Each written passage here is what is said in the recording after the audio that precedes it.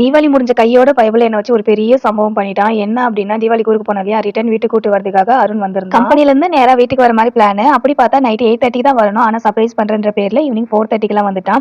இவன் வர டைம்ன்னு பார்த்து அம்மா பாப்பாவ வச்சுட்டு வெளிய நிக்க, அந்த டைம்ல எதர்ச்சியா நான் வீடியோ கால் பண்ணேன். வீடியோ கால்ல அருணும் பாப்பாவும் தெரிய, அந்த டைம்ல வீட்ல நான் தனியா உட்காந்துருந்தேன்னா, எனக்கு வேற மாரி பயம் வந்துருச்சு.